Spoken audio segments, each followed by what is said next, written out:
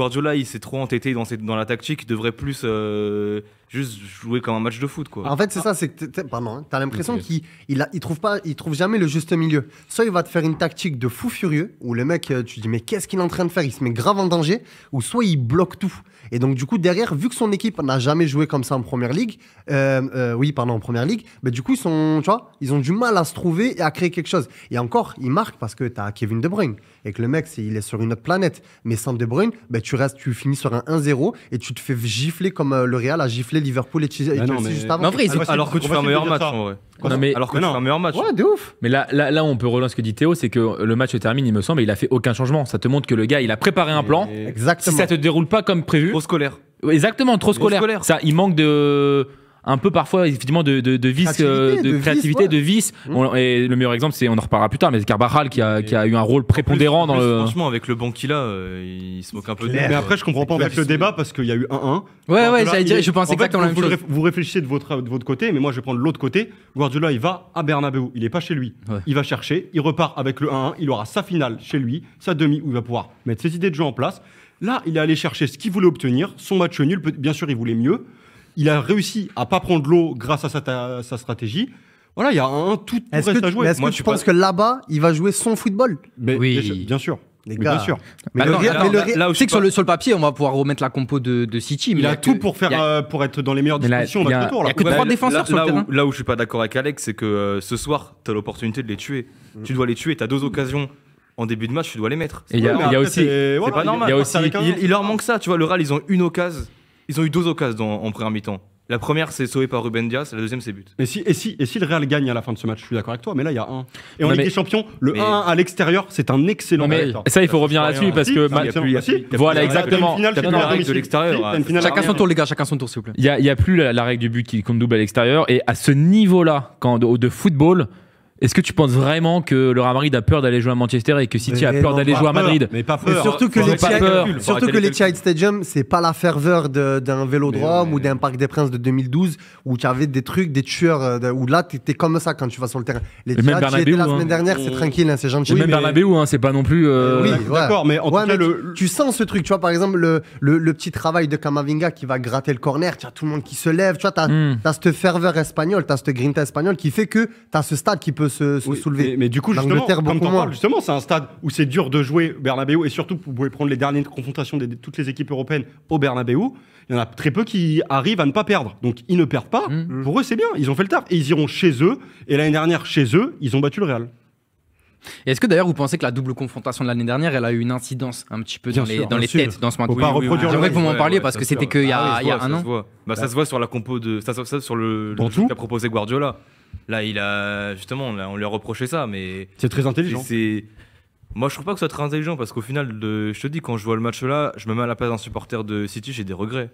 Parce que pour moi, tu dois faire mieux, tu dois les tuer. Regarde l'inverse. Mais les regrets, tu les as si tu sors, t'es disqualifié. S'ils se qualifient, je pense pas qu'ils vont avoir beaucoup de regrets. Oui, justement, ils ont fait le match parfait. C'est City, t'as la pression des matchs retour en demi-finale. On sait qu'à chaque fois. Ils sont chez eux. On sait qu'ils te choquent souvent. Bien sûr. C'est ça le truc, c'est que si. T'as l'occasion de les tuer, voilà. S'ils te choquent à domicile la semaine prochaine, on est d'accord. Là, c'est catastrophique parce que vraiment, il y avait la place de pouvoir faire quelque chose. Là, je suis d'accord avec toi, mais justement, moi, je vois la vision.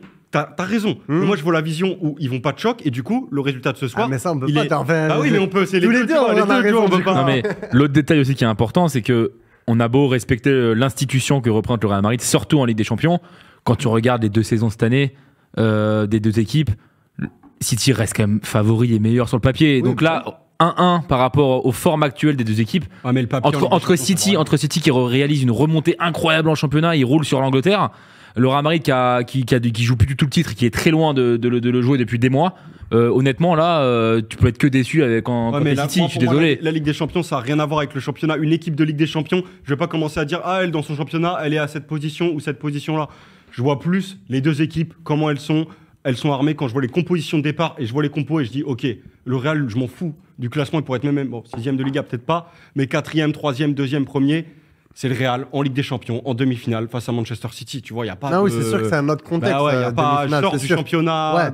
C'est sûr que quand tu vois la dynamique des 2 équipes, c'est dommage pour le City parce que vraiment, je pense que si tu fais peut-être un changement, en plus, Mahrez, l'année dernière, c'est lui qui décompte la situation, tu vois. C'est lui qui marque, c'est lui qui va créer. Tu vois, moi, j'aime beaucoup Silva. Je le trouve extraordinaire. Hein. Et en plus, même Guardiola, et tout le monde est là pour le dire que sur ces matchs-là, il est hyper important parce qu'il fait le taf. À la fin, tu sens que le mec, il n'en pouvait plus. Tu vois, la faute très bête où Vinicius, là où tu vois le vice espagnol, tu as Vinicius qui met son pied devant et il tape. Coup franc très dangereux pour le Real. Tu vois, ça, c'est des erreurs de lucidité parce que c'est normal. Et Guardiola, sur ça, a pris énormément de risques. Si tu n'as pas un gros gardien, tu peux te faire fouetter sur les 3-4 dernières occasions. Et ça, c'est hyper risqué de jouer. Tu joues pas à FIFA, là. Tu peux pas te permettre de rester avec les 11 joueurs alignés sur la pelouse. C'est hyper dangereux. Pour moi, Guardiola s'en est très, très bien sorti. Sur ce côté-là, je suis d'accord. Surtout que pour moi, on va reparler de Mahrez peut-être après, mais c'est le moment aussi. Mahrez, pour moi, il doit, dans ce genre de match, surtout connaissant les qualités de ce joueur, il doit rentrer parce que c'est le joueur de percussion qui rentre intérieur, qui va créer les brèches. Et quand tu vois, vous avez peut-être vu le match week-end face à Leeds, où t'as pas un grand Manchester City, il fait la différence 2 fois sur son couloir, il la donne à Gundogan, 2 buts. Surtout que même si je respecte énormément Camavinga et que c'est un très très bon latéral gauche modifié à l'heure actuelle qui fait son taf, je pense que face à Mahrez, c'est difficile. C'est trop dur. Il vit pas le même match. Il faudrait qu'il nous explique Guardiola en conférence de presse. Pourquoi il a pas de soucis. Pourquoi qu'il nous dise pourquoi il a pas voulu faire entrer.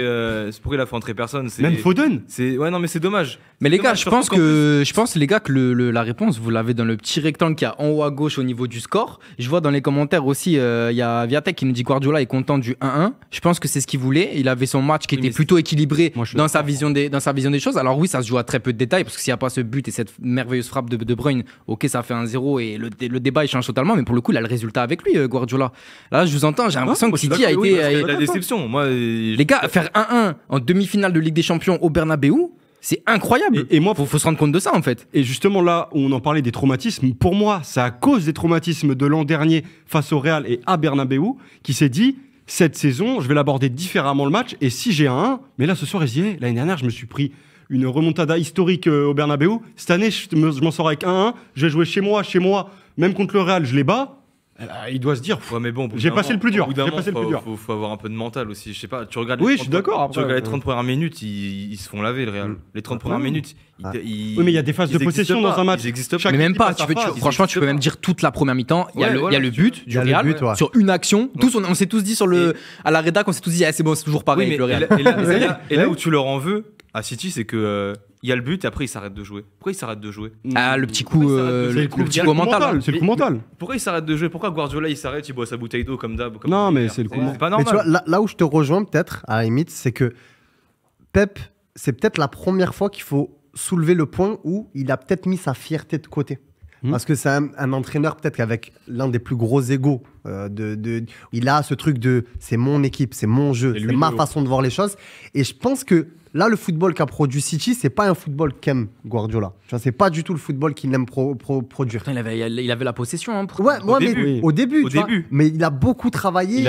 Rodri a beaucoup défendu. Rodri n'a pas trop l'habitude de défendre en temps normal. Tu vois, pourtant, même si c'est son taf de base, tu vois. Mais il a plus l'habitude d'avoir la possession, à l'image du match qu'ils font contre Arsenal, que ce soir-là, tu vois. Donc moi, je pense que il faut soulever le point où il a vraiment mis sa fierté de côté et qu'il s'est dit aujourd'hui, je vais y aller, les dents serrées, même si sur le papier, on est meilleur. Mais on va à Bernabeu, c'est la Ligue des Champions, c'est la compétition du Real, donc je te rejoins. Mais là où je suis pas d'accord, c'est que certes on peut discuter du mental de City et de ces dernières années, notamment ce soir. Sam l'a très bien dit sur le côté, il s'arrête de jouer, mais malgré tout, il y a quand même Courtois comme un moment donné qui fait des gros arrêts. Il y a eu un réveil et une égalisation sur un éclair de génie de Bruyne. Donc l'égalisation, ils ont quand même réussi à la trouver, ils l'ont cherché. Donc il y a quand même eu un sursaut dans le mental pour accrocher le nul qui reste quand même capital parce que 1-0, c'était pas pareil. Ça souligne quelque chose aussi de assez paradoxal parce qu'on a l'impression que le Manchester City a complètement dominé la première mi-temps. Ils l'ont perdu et t'as l'impression que le Real a plutôt dominé la deuxième mi-temps. Ils l'ont perdu aussi. Mais je sais pas si vous avez eu cette analyse aussi. La petite nuance que j'ai, c'est que vers au moment où City marque, le Real, ils sont un peu KO physiquement. Ouais, ils Après, commencent à baisser. dans le dernier quart d'heure, ils sont revenus au top niveau. Ouais. Mais je trouve que ça a pêché un peu dans la. Moi, je dirais plus que c'est au-delà du Real, tu vois, qui affaiblit physiquement. Je dirais plus que c'est la phase où City doit se remettre de ses émotions et d'avoir encaissé le but et la domination madrilène. Je pense qu'il y a plus City qui revient dans son match petit à petit. Tu vois que les milieux de terrain, Gundogan, etc., ils commencent à garder plus le ballon et City se réimpose son jeu. Je pense que c'est plus ça, avec bien sûr la faillite physique. Non, mais là-dessus, je pense qu'il est content de ça, Guardiola. Ouais, justement, bien il est content d'avoir réagi, à réagir et à revenir au score. Il a pris son temps et surtout là où c'est intéressant, c'est que la phase de possession madrilène en deuxième mi-temps, il y a des moments où l'équipe de Manchester City, il y a quelques saisons, aurait encaissé le deuxième but. Ils n'ont pas plié, ils ont réussi à bien rester solides et c'est peut-être là où Guardiola n'a pas fait de changement pour garder son ossature où il avait confiance en celle-ci. Mais tu gardes ton ossature défensive. Oui, je suis d'accord avec toi. Il aurait dû changer offensive. vers la 70. Ouais, vraiment, tu vois. Moi, quand je vois que tu sors Haaland quand il est sur le point d'inscrire l'histoire en inscrivant un quintuplé. Voilà, exactement. Et là, tu le sors pas parce que tu sens qu'il a pas d'espace. Mais il a eu raison au final. Parce que juste derrière, quand il a sorti là, sur ce fameux quintuplé, je crois qu'il se blesse pas très longtemps après Haaland où il loupe genre une fin de match, etc. Et au final, tu te rends compte qu'il a raison de le préserver. 15 minutes. Oui, voilà. Ça, tu peux pas. Après, j'avais la haine sur le moment. Oui, mais j'étais comme toi. Ce que je veux te dire, c'est, tu vois, c'est le coaching qui est hasardeux dans le sens où. Pas hasardeux, c'est pas vrai. Oui. Moi, je critique Guardiola, je suis un fou. Mais ce que je veux te dire, c'est que c'est dommage parce que vraiment, moi, je pense que si t'apportes, t'as Alvarez sur le banc. T'as Foden. Même si Foden est un peu plus en dedans en ce moment. Mais quand même, tu vois. T'as Mahrez. Mais frère, tu rentres un des trois. Déjà, il va t'apporter. Alvarez, déjà, c'est un pitbull sur le terrain. Il va aller te fatiguer. Mais physiquement, t'as pas peur que ça tienne pas trop la route avec les deux mastodontes. Ça tient normal. Mais ça tient normal. Alvarez, il fait que cavaler. Au contraire, c'est lui qui va fatiguer les autres. Et il va créer des espaces pour tous les autres. Donc, on l'a vu. À chaque fois qu'il a fait jouer Alvarez, il a toujours été efficace, le mec. Donc, moi, c'est là où je suis déçu. Où je me dis. Même l'association Alvarez-Haaland aurait été. Même sur la fin, sur Grealish, tente de mettre Mahrez, comme on a Foden. Au bout d'un moment, quel message t'envoies à Mahrez? C'est-à-dire, lui, c'est le joueur de première ligue, l'autre, c'est le joueur de Ligue des Champions. Ouais, non, mais. Et surtout qu'en plus. De coupe. Mais c'est bizarre. Surtout qu'en plus, Grealish, on sait que son point fort, ça va pas être la percussion. Et arrivé à la 75e, tu sais qu'il a donné. En plus, il fait beaucoup d'efforts défensifs. Ça, c'est un truc que je respecte énormément chez Grealish. Il bosse beaucoup défensivement. Voilà. Sur la fin, c'était dur. Donc voilà, tu sais que sur la fin, il est cuit. Ben rentre là, certes, peut-être qu'il va pas trop faire d'efforts défensifs, Foden ou Mahrez, mais peut-être le mec, il va te créer un décalage, qui va te créer un but, et tu repars avec la victoire.